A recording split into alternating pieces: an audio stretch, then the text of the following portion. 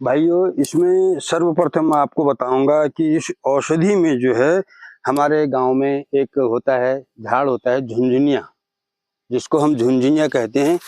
ये सिसोण होता है, सिसोण। अपनी भाषा में, अपनी गांव की भाषा में हम इसको सिसोण बोलते हैं, और वैसे हिंदी में इसको झुनझुनिया बोला जाता है। ये झुनझुनिया इतना होता है, बहुत लंबा चौड़ा होता है, आदमी से भी डबल तिबल होता है। अभी ये छोटा ही है। और तो इसके मैं आपको बताऊं कि इसके फायदे क्या हैं। एक समय था कि जब भी हम लोग अपने हमारे जो बुजुर्ग लोग हैं, इसको काट के सुखा के और फिर इसको हम लोग अपने भैंस को देते थे। हमारा जो दूध देती थी भैंसें, उनको खिलाते थे इस झुनझुनिया को, तो वो अपने को ज़्यादा दूध देती थी।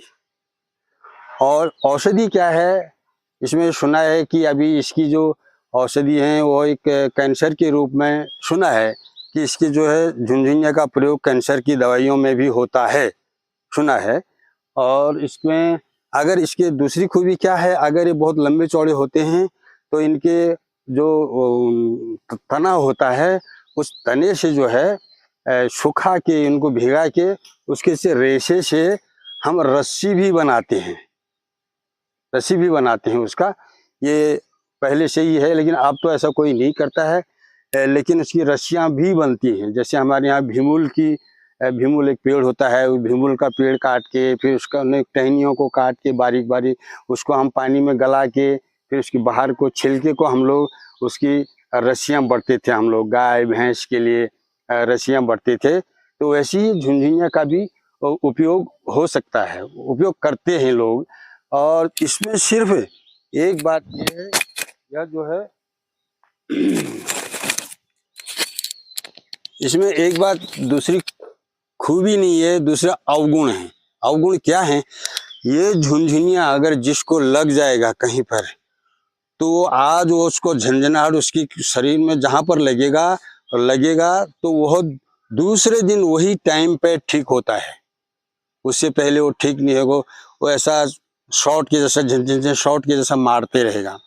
और इसमें जो है, जो व्यक्ति, अगर से व्यक्ति आदमी है या जानवर है, ऐसे बड़े बड़े झील होते हैं, इनकी एरिया बड़ी होती है जहाँ पर कि लोग छूटा हुआ रहता है, जहाँ पर लोग उसको यूज नहीं करते हैं, तो उसके बड़े बड़े पौधे हो जाते हैं।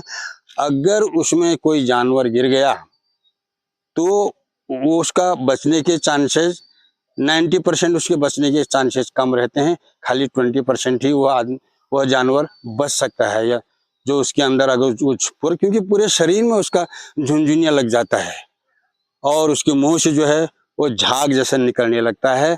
उसके बाद डॉक्टर का भी कोई ज़्यादा कुछ इलाज नहीं है। तो मेरे कहने मतलब है, हमारे पास कुछ औषधियाँ ऐसी होती हैं जो कि हमारे यूज, और इसका भाजी भी बनती है। भाई ये जो ऊपर के जो ये देख रहे हैं अपन, अभी तो ये बड़ा हो गया है। जब इसके हम काटते हैं तो इसके अंकुर आते हैं, तो ऐसा 1 फुट या 1 फुट के करीब होते हैं। तो उसका जो ऊपर की कली होती है, वो कलियों को हम काटते हैं। उसके बाद में हम उसको घर लाके झटकते हैं, क्योंकि कीड़े मकोड़े भी रहते हैं। तो उन कीड़े मकोड़ों को झटका के खौलता हुआ पानी बनाते हैं, और खौलते हुए पानी में फिर हम उस झुनझुनिया को डालते हैं, ताकि उसका जो जहर है, जो हमको लगता है उसका जो जहर है, वो खत्म हो जाता है। फिर उसमें हम लोग जो है लहसुन प्याज अपने अलग अलग तरीके का मसाला डाल के, बहुत बेस्ट भाजी होती है, सब्जी होती है। कुछ लोग तो उसको ऐसा, वो कांटे मरने के लिए उसको सिलपट में भी वो करके करते हैं। जैसे हम लोग पालक करते हैं, या हरा भाजी मूली के पत्तों को सिलपट में पीसते हैं, वैसे उसको भी वो कांटे मारने के लिए और उसको किया जाता है। बहुत मस्त भाजी होती है। तो भाइयों, इसके गुण भी हैं और अवगुण भी हैं। ये तो मेरा झुनझुनिया की बात है। यहाँ पर बहुत झुनझुनिया है यहाँ पर, और मैं आपको और दिखाऊंगा, उसको नजदीक में जाके दिखाऊंगा आपको। ये देख लीजिए, ये होता है झुनझुनिया।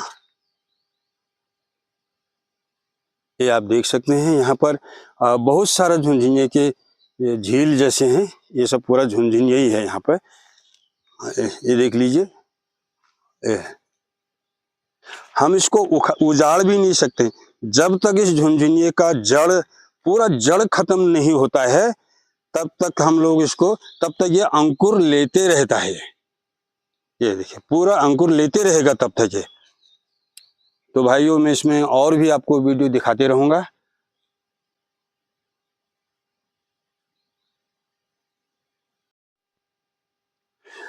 दूसरा है औषधि के रूप में भाइयों की, ये मैं आपको दिखाऊंगा। ये है अरंडी।